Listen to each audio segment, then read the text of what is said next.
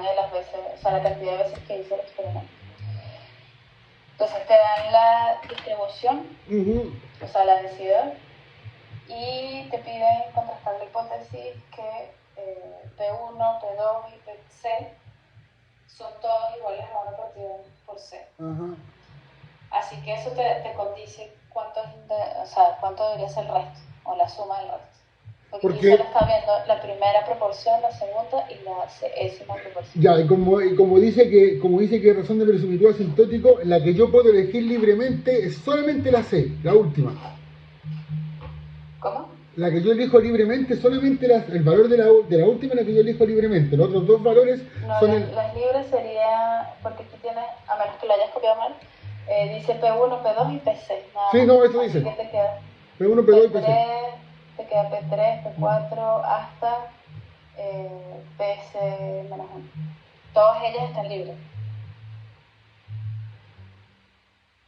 No es que los ensayos sean 3, 1, 2 y 3. No. Solo estás viendo si la proporción de obtener de la clase 1 es igual a la de la clase 2, igual a la de la clase C, y que casualmente, o sea, que exactamente ellos tres sean iguales a 1 partido por C. Ya. Entonces, creo que es mejor. Yo te voy a pasar mis apuntes de las clases de diferencias de ese tema y te lo voy a mostrar, porque me parece que es básicamente lo mismo, pero adaptado a otro ejemplo. En la otra pantalla, a ver, ¿qué es asintótico acá? Ajá, me imagino que vieron la razón de verosimilitud. Es lo que está pidiendo ahí. Claro. La razón de verosimilitud, entonces, uno solamente quiere comparar qué tan probable es, digamos, el máximo de verosimilitud sobre el espacio en donde se define mi hipótesis nula, en comparación con todo el espacio, a ver si es que realmente es más probable o menos probable observar esa hipótesis nula, o los resultados de la hipótesis. Entonces, uno calcula verosimilitudes, pero uno ve un subconjunto de todos los parámetros. Entonces, en este caso, el conjunto de los parámetros es exactamente que esto pase, que P1, P2 y PC sean iguales a 1 partido por C. Ya, así que no tiene que calcular 2 veces un máximo, pero en diferentes espacios. Hay que calcular 2 veces el máximo en diferentes espacios. Claro, pero son dos supremos. Las hipótesis, a ver si por acá está. Calcular 2 veces el máximo son 2 sobre el hijo madre.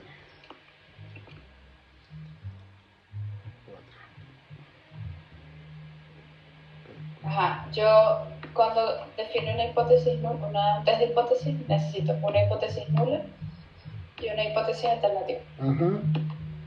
La hipótesis nula es que mi vector de parámetros, mi parámetro, esté en un espacio. Sí. En este caso, el espacio es, el parámetro es un vector entero, P1, P2 hasta PC. Y el espacio es todos los, aquí te lo puedo escribir igual en la entonces, H0 igual, o sea, definido de esa forma, sería como decir, son todos los P1, todos los vectores P1 hasta PC que pertenezcan a el espacio de todas las proporciones que cumplan que P1 sea igual a P2, sea igual a PC, igual a 1 por C. Esa es como la definición formal de este sería el espacio θ C. Bueno, aquí también hay otra cosa, porque como ellas son proporciones, todas tienen que sumar 1. Eso. Entonces, por otro lado, el espacio entero de parámetros, esta cosa, tiene que estar contenido en un espacio más grande. Sí. Y este espacio más grande son todas las proporciones, pero la única condición que yo le coloco es que ellas sumen 1.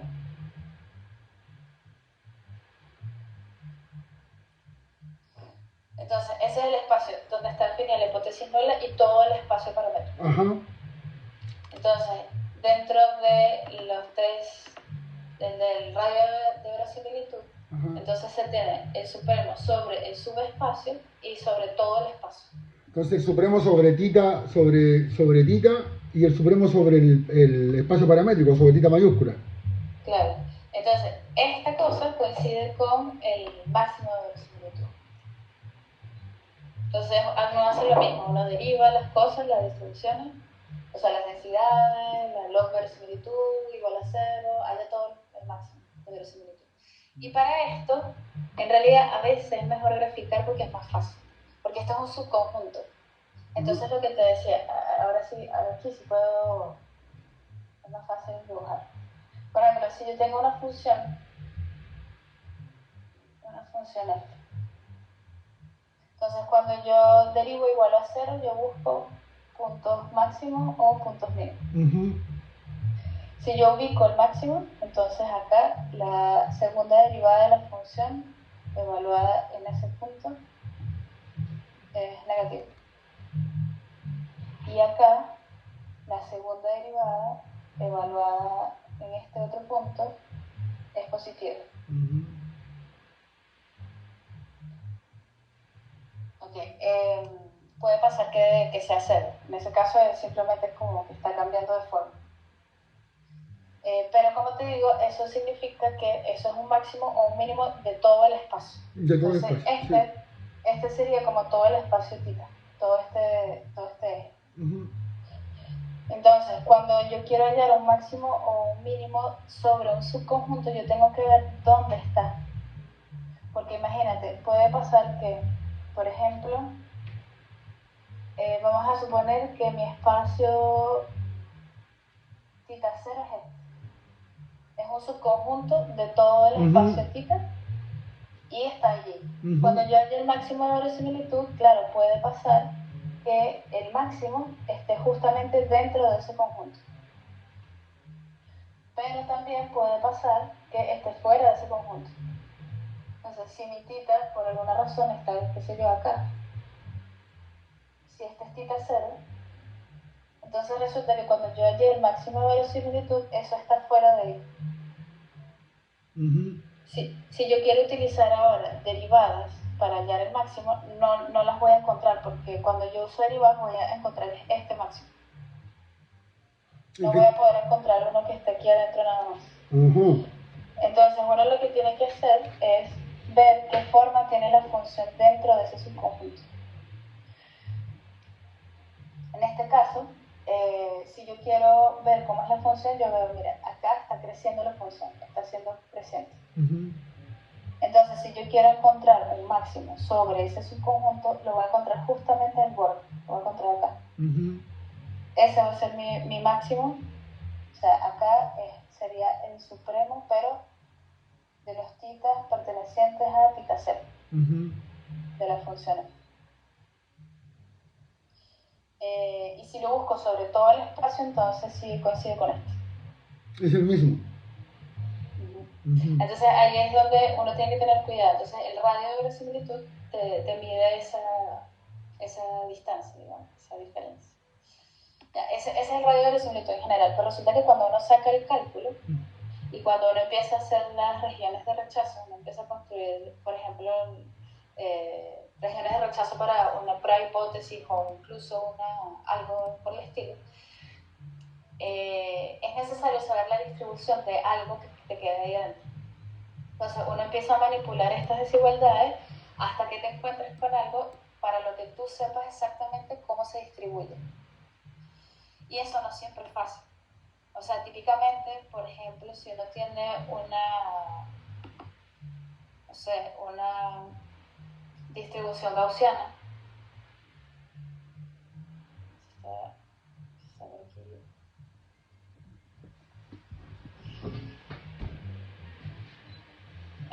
aquí por ejemplo, aquí se calculó para este ejemplo en particular, que es justamente una normal, se calcula el radio de verosimilitud, se saca toda la cuenta y se simplifican esto.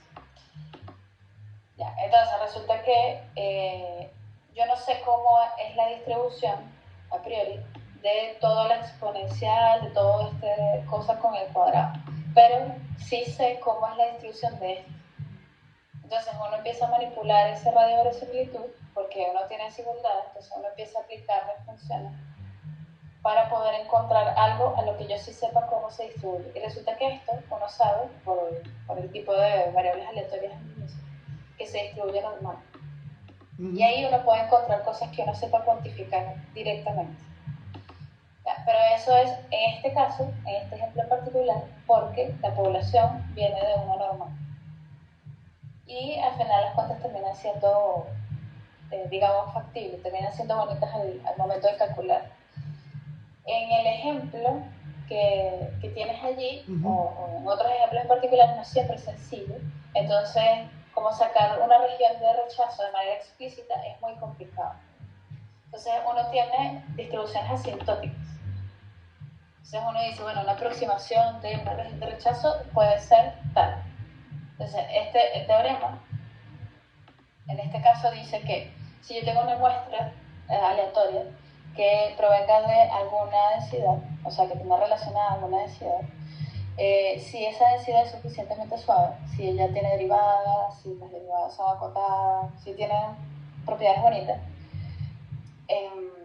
entonces la distribución asintótica de este estadístico, entonces es el radio de verosimilitud, pero le aplico logaritmo y le multiplico por -2, resulta que la distribución de eso va a converger a un h cuadrado.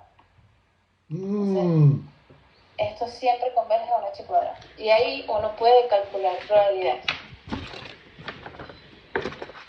Sí, eso está aquí en el mundo. Entonces, aquí lo complicado es ver cuántos son los grados de libertad de ese h cuadrado. Entonces aquí dice, los grados de libertad de esa distribución límite van a venir dados por la diferencia entre el número de parámetros libres del subconjunto θ 0 y el número de parámetros libres, pero del conjunto grande, del θ. Entonces yo saco cuántos parámetros libres o la dimensión del espacio θ, la dimensión del espacio θ 0 y las rectas. Y esa va a ser los grados de libertad de la distribución límite. Entonces aquí tengo. Entonces yo puedo construir región de rechazo. Aquí ya está. Esta es la región de rechazo. Entonces si yo veo, cuando yo tenga las observaciones, si yo veo que -2 veces el logaritmo del radio de verosimilitud es mayor o igual a este valor, este cuantil, entonces rechazo la hipótesis nula. Entonces, a ver, un ejemplo. Este ejemplo es similar al que tú tienes que hacer, pero no se trata de mí, obviamente, porque esta es una distribución Bernoulli. En cambio, tú tienes ahí una multinomial. Entonces, lo único que va a cambiar es el radio de verosimilitud. O sea, va a cambiar la cuenta.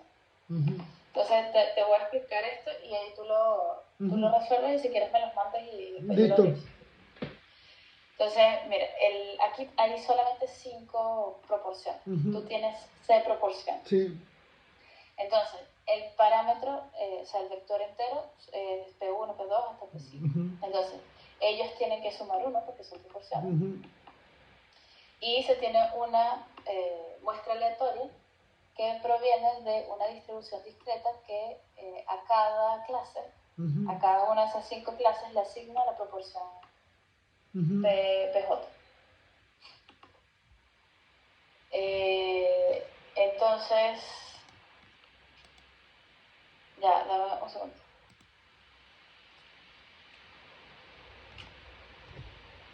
Entonces, uno calcula la distribución conjunta como el producto de todas las densidades, así como las he hecho antes, pero uno tiene aquí, uno hace ensayos, uno realiza el primer ensayo y ve a qué clase pertenece, si pertenece a la 1 o a la 5, o sea, 1, 2, 3, 4 o 5.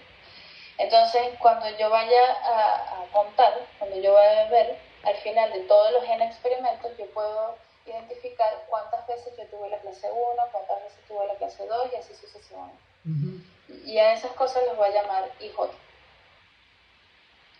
Entonces, el número de los XI que haya coincidido, que la clase haya coincidido con la J. Entonces, cuando yo empiezo a multiplicar las proporciones, como van a haber varias que van a coincidir, Entonces justamente me los voy a empezar a agregar una potencia, los voy a empezar a acumular. Por ejemplo, si en el primer ensayo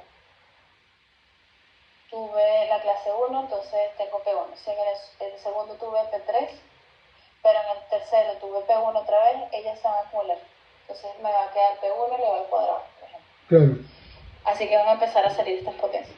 Entonces, cuando vea el radio de verosimilitud, pero que en este caso tú ya lo tienes, porque tú tienes, perdón, el radio no, la verosimilitud, a ti ya te la están dando.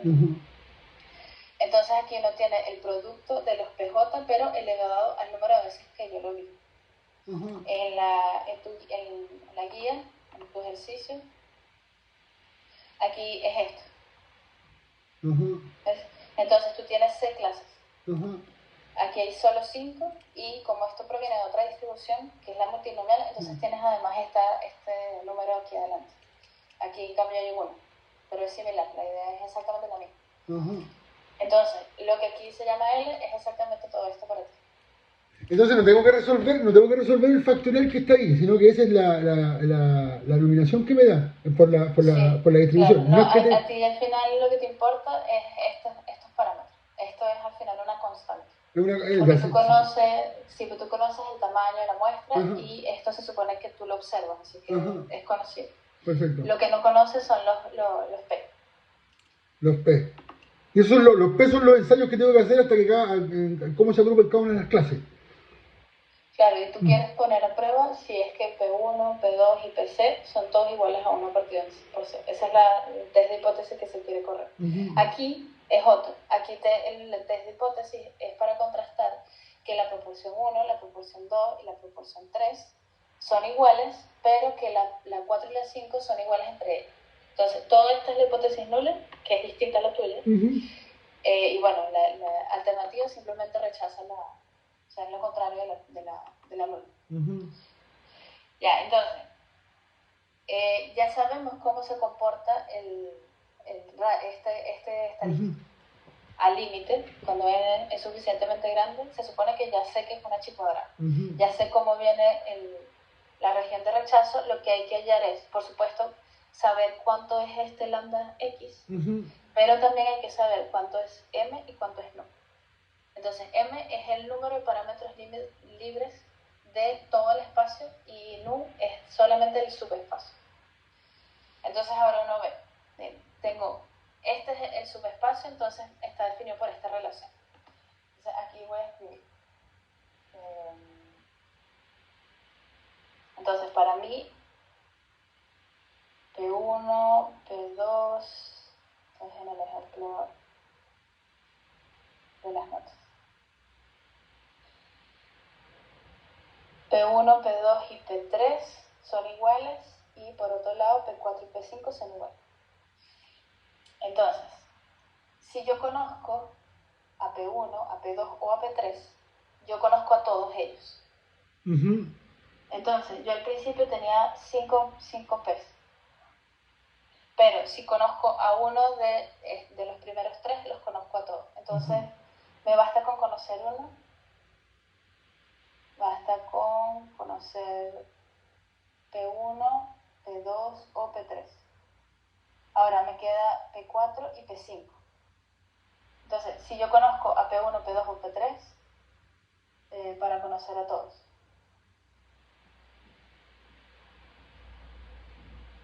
Y por otro lado, entonces, si conozco a P4 o P5, también los conozco a los dos. Entonces, basta con conocer P1 o P4 o P5 para conocer a los dos. Entonces, ahí estoy reduciendo. No necesito conocer a los 5, sino que resulta que si yo conozco a 2 de ellos, o sea, a uno de estos 3 y a uno de estos 2, los conozco a todos. Pero además ellos están relacionados entre todos ellos. Entonces, cuando yo veo P1, además, P1 más P2 más P3 más P4 más P5 son todos iguales a 1, porque son proporcionales. Estos 3 son iguales, entonces esto es 3 veces, por ejemplo, P1. más estos dos son iguales, entonces 2 veces P4 igual a 1. Entonces, suponiendo que yo conozco P1, si conocemos P1, entonces P4 va a venir dado por 1 menos 3 veces P1, todo dividido en 2, cuando lo despeje. Entonces, si conozco P1, conozco a P2, a P3, pero también conozco P4 y a P5. Entonces, la dimensión del espacio θ0 es una sola, es 1. Me basta con conocer solamente a uno de ellos tres y con ellos calculo a todos, bajo la hipótesis nula. Ya, en tu caso tienes que ver, entonces, si yo conozco, o sea, si yo le impongo esto, si yo conozco a P1, P2, P3, y ya yo sé que son iguales a 1 partido por C, entonces ¿cuántos me quedan libres? ¿Cuántos necesito conocer? Eso es lo que tienes que ver. Y eso va a ser el parámetro NU. Y ese va a ser el parámetro NU. Y una vez que yo sepa cuánto, eso es lo que me está pidiendo que haga ahí, cuál es el que tengo que conocer. Claro, porque a ti te quedan, si omites estos tres, tenías C. Sí. Entonces te quedan C menos 3. Esos son los parámetros que no te dicen relación de hipótesis nula. Entonces, de esos C menos 3 parámetros no necesitas conocer a todos. ¿Por qué? Porque tú tienes una relación de proporcionalidad.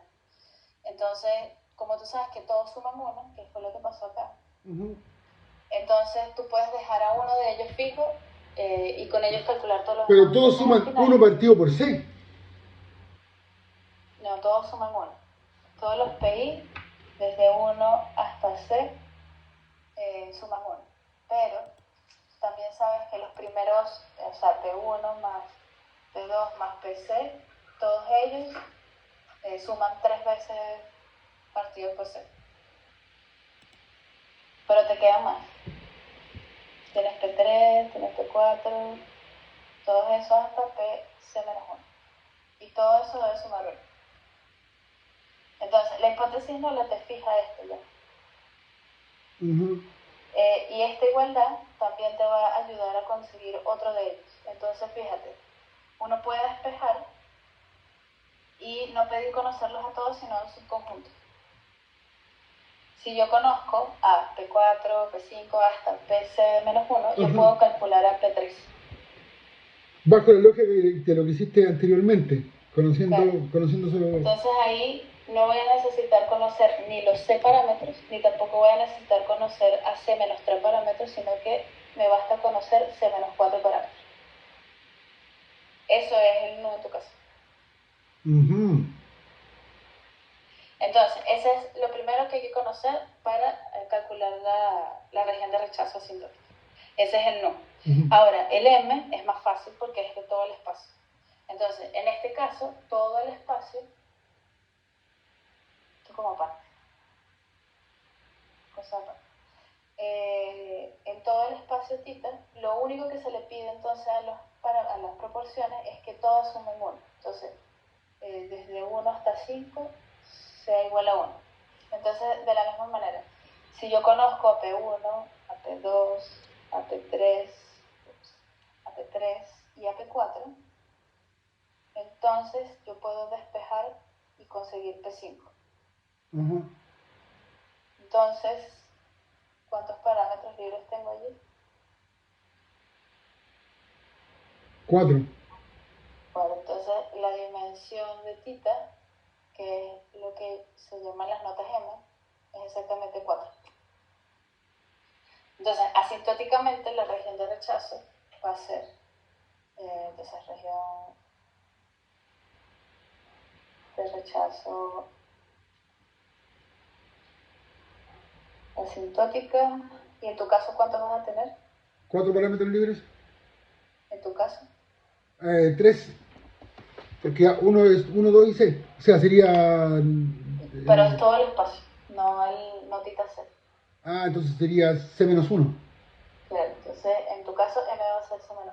Entonces la región de rechazo asintótica es menos 2 veces el logaritmo de lambda x mayor o igual a chi cuadrado, o sea, con tilde de chi cuadrado y m menos nu con un nivel de significancia alto. Entonces, en este caso nos está dando 4 menos 1 y un nivel dado. Entonces, es una chi cuadrado con 3 grados de libertad y uno lo busca en la tablita dependiendo de quién se hable. Entonces, lo único que resta es calcular el radio de verosimilitud. Y ahí hay que buscar, o sea, maximizar. Entonces, en este caso, en este ejemplo en particular, por un lado, entonces uno tiene el denominador, que es en todo el espacio, entonces uno deriva igual a 0, busca los puntos críticos y los máximos. En este caso, para esta L, para esta verosimilitud, da, aquí está, acá, da IJ partido por N. Ahí tú tienes que entonces, en tu caso, tienes que derivar con respecto a pero esto son cosas multidimensionales. Al ser multinivel, claro. Y entonces... ahí la cosa no es tan obvia. Porque... Viste que era un chorizo el trabajo, menos mal que no soy yo el único que lo encuentra con un chorizo. O sea, igual por último puedes también dejar expresado así como algo así parecido a esto. Pero para que... O sea, como por separado. Igual, de nuevo, me lo mandas y yo te lo... Sí, vamos a poner, pero de cabeza. Porque yo ese ejemplo que está en el MOD, pero en el MOD lo saca como una normal y ahí habla de la reparametrización, que es una alternativa también para la propiedad de invarianza. Entonces, ahí me perdí. Porque lo saco con chi cuadrado también. Sí, porque es asintótico, no importa de dónde venga la muestra. Aquí el supremo sobre todo el espacio de la verosimilitud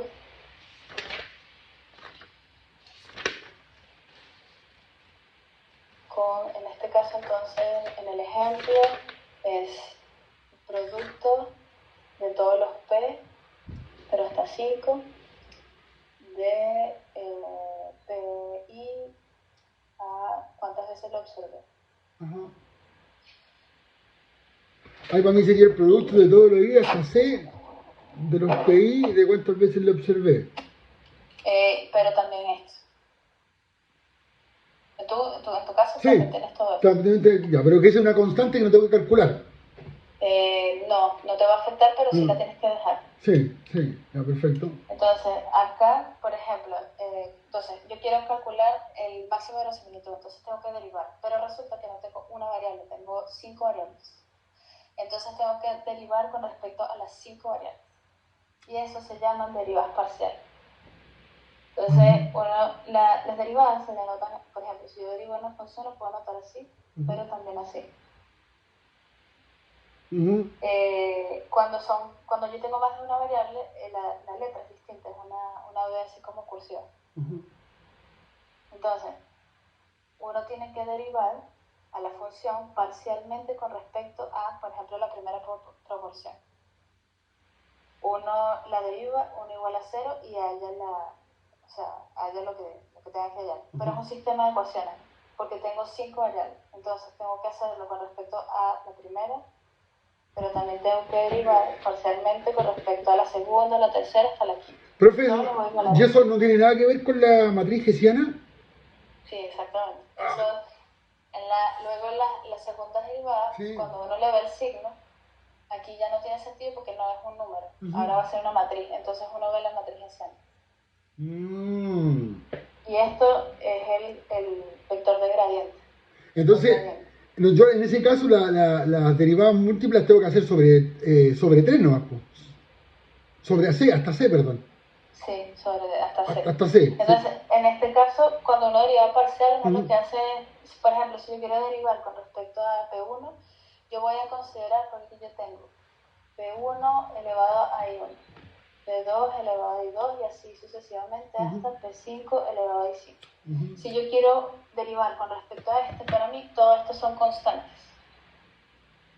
Entonces la derivada de con respecto a P1 es, estos son constantes, así que quedan iguales, solo multiplican, y solo tengo que derivar con respecto a P1 a lo que depende de P1.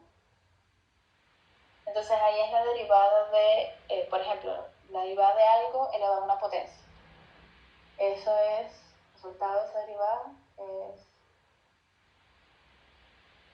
bajo la potencia, dejo el argumento y le resto una potencia. Ya, y lo mismo tengo que hacer, pero con todas las otras. Y va a ser lo mismo porque es un producto y todo es bonito.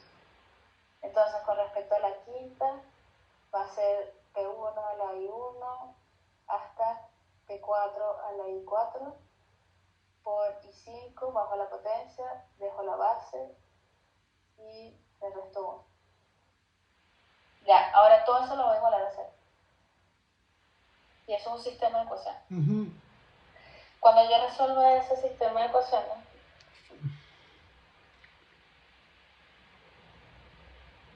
el máximo de ecuaciones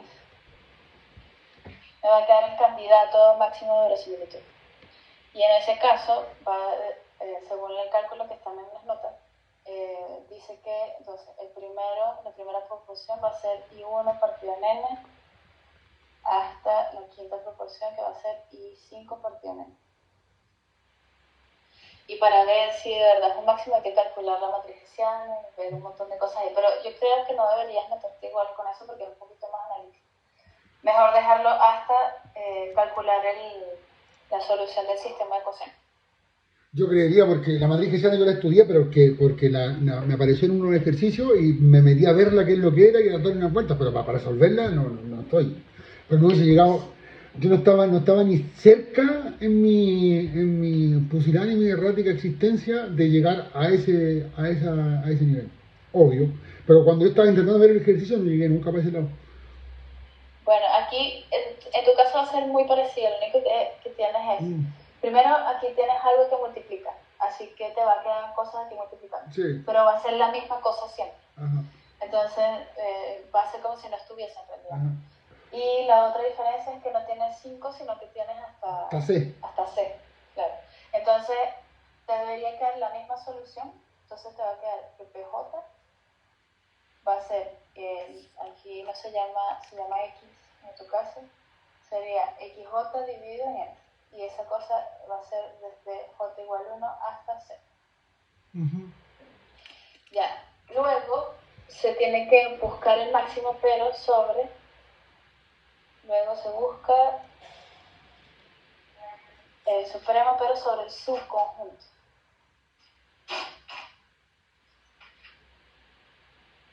Y allí lo que está escrito, eso sí está un poquito mejor escrito, en las notas dice, más aún, bajo H0, la verosimilitud queda de esa forma, porque H0 te pide que P1, P2 y P3 sean lo mismo, y que P4 y P5 sean también igual. Entonces cuando uno junta P1, P2 y P3, se suman las potencias y se convierte en este término.